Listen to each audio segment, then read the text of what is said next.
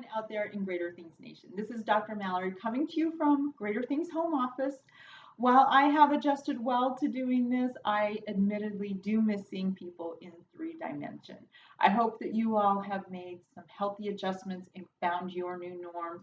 And I'm also very much aware that as we are moving into the school season, that many of you out there are working on adjusting your new norm to create an even newer norm as you are dealing with school issues, whether it's figuring out how you're going to integrate a virtual school at home while you're working from home, or sending your college kids off to school and having some concern about their safety and their health and their choices. So I wanted to talk to you guys today about how to manage our emotions. What can we do with those emotions? And as a top doc, I get my emails flooded with all kinds of questions about relationships, about emotions, about job stress, about health overall. And as I was looking through the emails that have been coming in over the past couple of weeks, what I found is there's 2 common themes that keep popping up again and again. And I can put those 2 themes into 2 questions. And one of those would be, how do I stop emotional stress? And the second one being, how can I control my emotions in the moment? So I want to address those to you guys.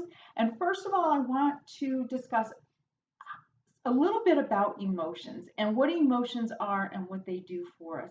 Most of us can see emotions, and we categorize emotions as either good or bad, right? So our good emotions are the ones that make us feel good. Where those are happy and joyful, enthusiastic and excited and loving. And then we have, quote, our bad emotions, which are guilt, shame, jealousy, sadness, anger, anxiety, fear, worry. I could go on and on and on with those. The problem with calling our emotions either good or bad is that our brain is naturally wired to avoid bad things. And so when we think our emotions are bad, we either judge ourselves for feeling those, I shouldn't feel that way, or we try to shut off the fact that we're feeling that emotion at all. We tend to bury it. Unfortunately, that comes back to bite us, because all emotions serve a purpose. That's why we have them. Emotions serve the purpose of giving us information that can help us take effective action for the situation that we're in. So to demonstrate this, I'm going to use an example of your car. And this is a personal example, and I'm just going to, full disclosure here, it's a little bit embarrassing about this, but I think it demonstrates the emotion aspect of things. So on your vehicle, we all have that instrument panel. The instrument panel that tells you, what speed you're going, what your RPMs are, and also you have on there your gas gauge. Now, for anybody who knows me, you've probably heard this story before. I absolutely detest putting gas in my vehicle.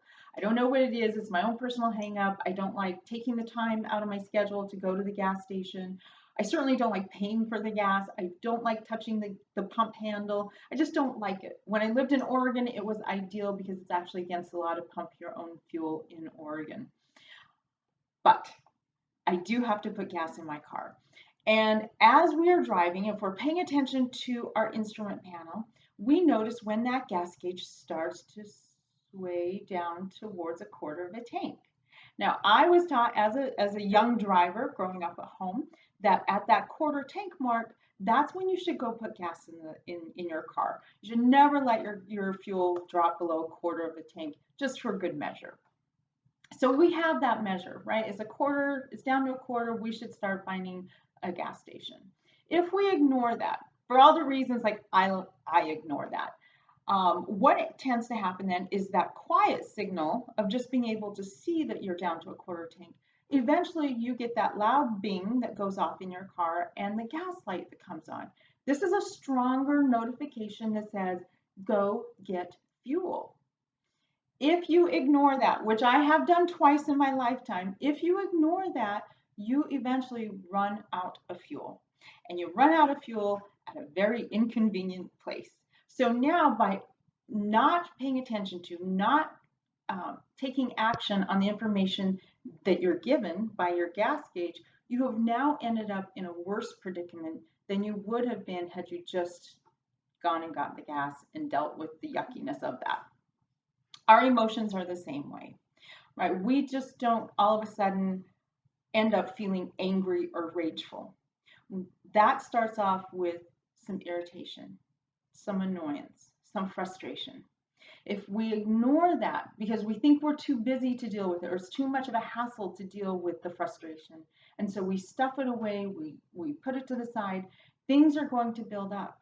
And as that builds up, it ends up coming out as an angry outburst to something that is relatively small. But you've got all of these ignored emotions now that are coming out. So, how to stop emotional stress? First of all, we just want to pay attention to what emotions we're feeling. We want to not judge those emotions. Emotions are there to give us information so that we can take effective action, whether it's a positive emotion or a negative emotion. So, acceptance of our emotions, acknowledgement of our emotions, and having curiosity about what that emotion is telling us actually is the way to take away the emotional stress. How do you control emotions in the moment? First of all, there is no such thing as control. Control is an illusion.